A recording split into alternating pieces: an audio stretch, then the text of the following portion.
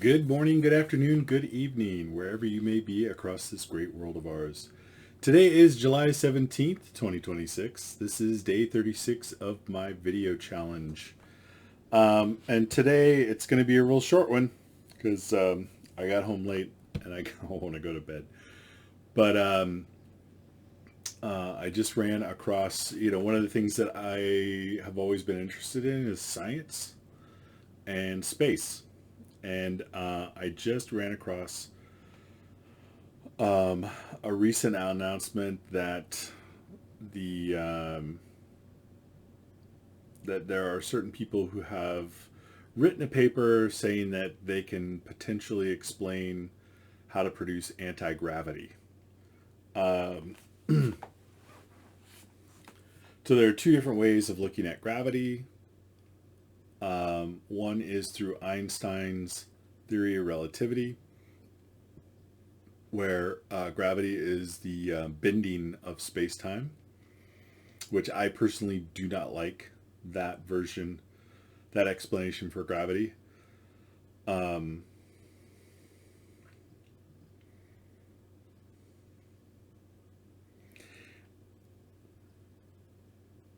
and I'm not a scientist. I'm not a mathematician. I'm not a theorist. But the bending of space time, it leaves too many questions. It makes too many assumptions that are not fully explained. The bending of space time, right? I don't know. I think it's a useful. I think it was a useful metaphor for Einstein to do his work, but it's ultimately meaningless. The other theory is the theory of quantum mechanics, and where gravity is a quantum process property. This is the one that I favor. I personally believe that gravity is created through the interactions of um, zero point energy, um, and it's a whole long thing. But anyway, so the people who also favor the theory of quantum gravity, I feel gravity is it's actually a pressure pushing in on matter. Um, and if you could nullify that pressure, well, I don't know. Anyway,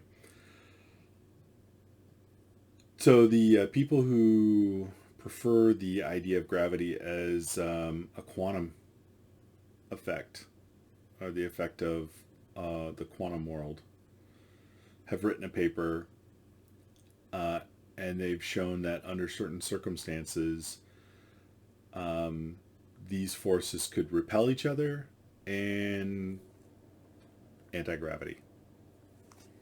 And I don't have enough of the information now. Um, but it's interesting that somebody's actually figured out a way to potentially describe that action. Again, like for me, my sense of all of this is very intuitive. Although I did on my very own intuit how time dilation works. I sat and thought it through, and I realized, oh, it's that what we're talking about is in um, a heavier gravitational field than the observer, or the stronger the gravitational field, the slower um, particles move, and that's all that it is. That's what time dilation is, and that fits with Einstein's relativity. Basically, Einstein said that everything's in motion, and time is relative to the observer. So my particles could be moving faster than what I'm observing. So time would be moving faster for me than what I'm observing, or vice versa, right? The particles in my body could be moving slower than what I'm observing, and then time would be moving faster for what I'm observing relative to me. And so in this case, I also think that time can't go backwards. It's a one-way arrow. And that all you're really observing, time is really just a measure of a delta V. It's a change in velocity. It's a rate of change. Time is a description of a rate of change, and nothing more. There's no backwards. There's only forwards. Things move. You can't unspill the milk, so to speak. Right? I don't care what the math says, because all of that is just theory. It's just descriptions. It's how to describe something. So you can make that do whatever you want it to do. It's like sophistry at that point, right?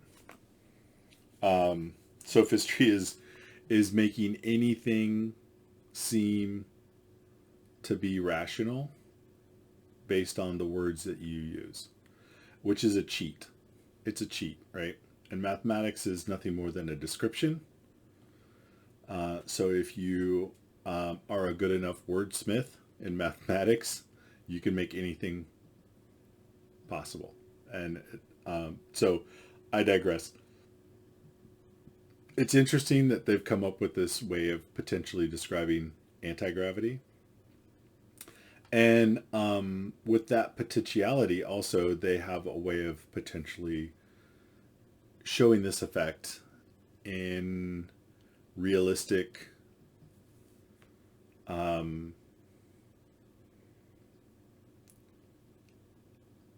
a realistic testing environment. What do I mean by realistic?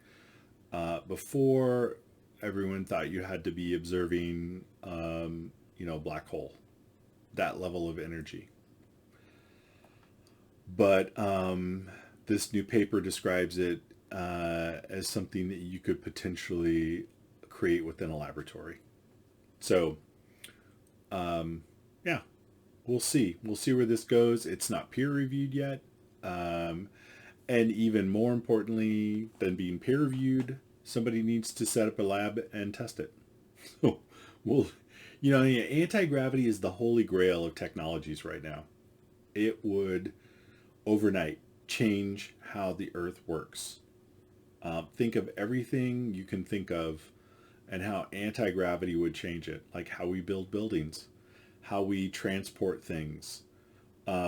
Just everything would change overnight. We would just live in a completely different world overnight, right? So it's worth mentioning, and I will try and dig up some more details as I can and do a part 2 to this and give some more information about that. But it's just kind of an exciting thing, so I thought I would talk about it. And yeah, that's about all I've got for today. So remember, this is a part 1. I will do a part 2. And until then, just remember, you are more loved than you know and far more valuable than you can imagine. Take care, and I look forward to seeing you all tomorrow.